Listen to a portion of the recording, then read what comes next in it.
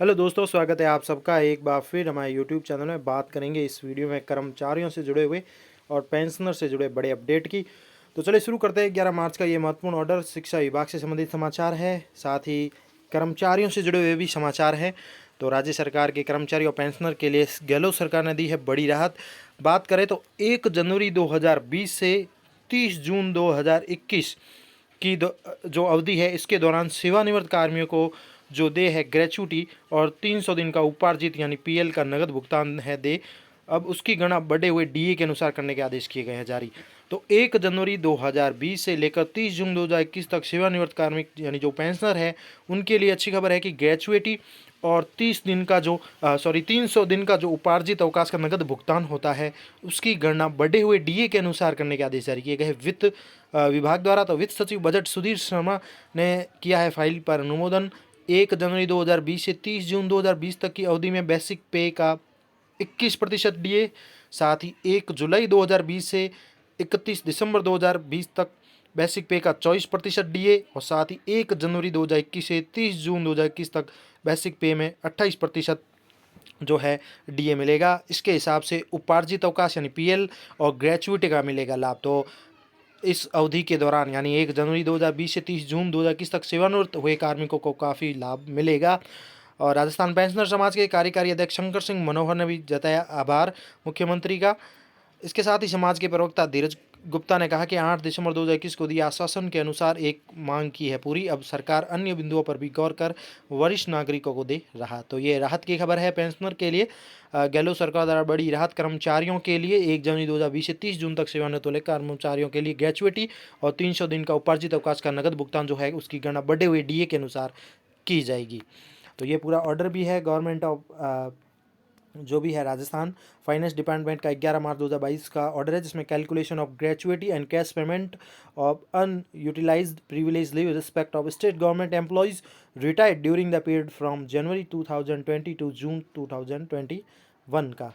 अब इसमें ऑर्डर में बड़ी बड़ी जो बातें हैं मैं आपको वापस बता देता हूँ। जैसा कि इसमें बात कही गई बड़े हुए डीए के अनुसार दिया जाएगा 21%, और बेसिक पे के अनुसार 1/1/2020 से 30/6/2020 को लेकर, और 1/7/2020 से 31/12/2020 तक की अवधि में 24% और बेसिक पे का मिलेगा डीए, और 1/1/2021 से 30/6/2021 तक का जो डीए है 28% के रेट से मिलेगा। According has been decided that the respect of state government employ who retired or after 1/1/2020 up to 30/6/2021, the amount of DA to be taken into the account of calculation of gratuity and cash payment in unutilise privilege leave will be demand as the under, यानी इस हिसाब से basic पे के हिसाब से उनको पे किया जाएगा। इसके साथ ही एक और गवर्नमेंट का ऑर्डर जारी हुआ है गवर्नमेंट ऑफ फाइनेंस डिपार्टमेंट के द्वारा 9 मार्च का, जिसमें कर्मचारियों के लिए है, और ये उन कर्मचारियों के लिए है जो स्टेट इंश्योरेंस और प्रोविडेंट फंड डिपार्टमेंट के अधिकारी कर्मचारियों के लिए है कि नो ऑब्जेक्शन सर्टिफिकेट जो लेना होता है उनको अन्य किसी पब्लिक सर्विस कमीशन के एग्ज़ाम देने के लिए, राजस्थान पब्लिक सर्विस कमीशन है या अदर स्टेट गवर्नमेंट ऑर्गेनाइजेशन है, उनके लिए ये डिसाइड किया गया है कि all officers employees under administration control of this department, उनको जो है आगे के लिए किसी भी प्रकार की नो ऑब्जेक्शन लेने की ज़रूरत नहीं होगी कॉम्पिटिटिव एग्ज़ाम में, जैसे यूपीएस आरपीएस या other central state government department के लिए परमिशन की रिक्वायरमेंट होती है, वो ज़रूरत नहीं रहेगी for this department at the time of joining new post. और परमिशन तभी उनको आवश्यक होगी जब वो सेलेक्ट हो जाते हैं, ज्वाइनिंग के समय उनको परमिशन की ज़रूरत रहेगी। ये कुछ चेंजेस किया गया है। तो हिंदी में भी मैं आपको दिखा देता हूँ। ये रहा नियम जनवरी 2020 से वित्त विभाग का 11 मार्च का ऑर्डर जो पेंशनर के लिए है। जनवरी 2020 से जून 2021 की 21 तक की अवधि के दौरान सेवानिवृत्त राज्य कर्मचारियों के लिए अवकाश के एवज में जो नगद भुगतान है उसकी, और इसके साथ ही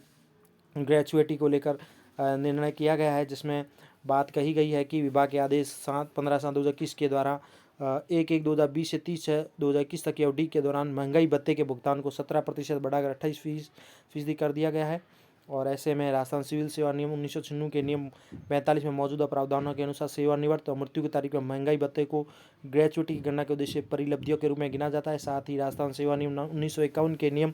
91B के अनुसार सेवानिवृत्ति की तिथि पर स्वीकार वेतन और उस पर महंगाई भत्ते की गणना अप्रयुक्त विशेष अधिकार अवकाश के बदले नगद भुगतान की गणना के उद्देश्य से की जाती है। विभाग के दिनांक 15/7/2021 के आदेश के प्रावधानों के मद्देनजर 1/1/2020 या उसके पश्चात 30 तक सेवानिवृत्त होने वाली राज्य सरकार के कर्मचारियों के संबंध में अनुपयोगी विशेष अधिकार अवकाश के एवज में ग्रेचुइटी और नकद भुगतान की जो गणना है 6/2020 के मूल वेतन के 17% डीए की दर से आधार पर बनाई जाएगी। इस बात को ध्यान में रखते हुए कि अनुपयोगी जो भी है अवकाश और ग्रेचुइटी और नकद भुगतान विशेष अधिकार अवकाश कर्मचारियों के लिए स्वीकार्य एक मुफ्त सेवानिवृत्ति लाभ है। सेवानिवृत्त कर्मचारी जो 1/1/2020 से 30/6/2021 की अवधि के दौरान सेवानिवृत्त हैं उनको कम राशि की अनुमति दी गई है तो गणना योग्य होती है, परंतु इस विभाग के 15/7/2021 के आदेश के मामला इस तरह की अनुमति देने की दृष्टि से सहानुभूतिपूर्ण विचार किया गया है। तो ये कर्मचारियों के लिए जो भी अभी मैंने बताया मूल वेतन का 21% रहेगा 1/1/20 से 30/6 तक का, और 1 जुलाई से लेकर 31/12 यानी 31 दिसंबर तक में मूल वेतन का 24% डीए रहेगा। कर्मचारियों के महंगाई भत्ते की गणना इसके अनुसार होगी 1/1/2021 से 30/6/2021 तक में मूल वेतन का 28% रहेगा। राजस्थान सिविल सेवा नियम 1996 और राजस्थान सेवा नियम 1951 में प्रयुक्त अन्य शर्तें सेवानिवृत्ति की तारीख पर अप्रयुक्त विशेष अधिकार छुट्टी के बदले में ग्रेचुइटी और नकद भुगतान की गणना करते समय लागू रहेगी। इसके साथ ही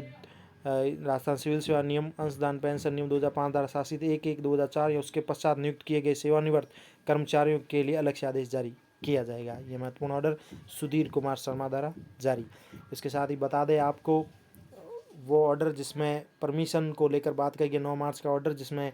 राज्य कर्मचारी के लिए महत्वपूर्ण अपडेट है वो ये है कि राज्य बीमा और भविष्य निधि विभाग के कई अधिकारी कर्मचारी, मुख्य रूप से ये उन्हीं कर्मचारियों के लिए चेंजेस किया गया है जो राज्य बीमा और भविष्य निधि विभाग के अंतर्गत कार्य करते हैं, यानी SIPF जैसे विभाग है उसके अंदर। तो राज्य बीमा भविष्य निधि विभाग के कई अधिकारी कर्मचारी संघ लोक सेवा आयोग, राजस्थान लोक सेवा आयोग या अन्य प्रतियोगी परीक्षा में उपस्थित होने के लिए अपने विभाग अध्यक्ष या प्रशासन विभाग से अन्य आपत्ति प्राप्त नॉन ऑब्जेक्शन के लिए जो आवेदन करते हैं।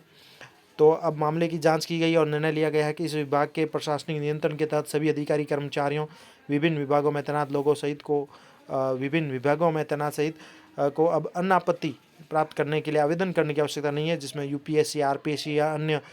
प्रतियोगी परीक्षा जो भी होती है केंद्र राज्य सरकार के संगठन द्वारा इस विभाग लेकिन वे नए लेने की आवश्यकता नहीं होगी। लेकिन अगर वो नए पद या सेवा में शामिल होते हैं होने के समय इस विभाग से अनुमति मांगेंगे, यानी आपको पहले अनापत्ति प्राप्त करने की ज़रूरत नहीं है। ये बड़ा चेंज किया गया है 9 मार्च का ये ऑर्डर 2022, जिसमें परीक्षा में उपस्थित होने के लिए अपने विभागाध्यक्ष को अनापत्ति नॉन ऑब्जेक्शन प्राप्त करने के लिए आवेदन करते थे, वो अब आवश्यक नहीं है। लेकिन जब आप सेलेक्ट हो जाए कंप्लीट रूप से तो आप नए पद या सेवा में शामिल होने के समय विभाग से अनुमति प्राप्त कर सकते हैं। ये महत्वपूर्ण ऑर्डर 9 मार्च को वेद प्रकाश गुप्ता द्वारा जारी किया गया है कर्मचारियों के लिए। तो ये भी बड़ा जो है अपडेट है। तो ये तमाम तरह की जानकारियाँ थी आप सभी के लिए इस वीडियो में कर्मचारियों से जुड़ी हुई, एक तो जो पेंशनर है उनके लिए और साथ ही अन्य कर्मचारियों के लिए, मोस्टली राज्य बीमा भविष्य निधि विभाग के कई अधिकारी कर्मचारियों के लिए चेंजेस किया गया है।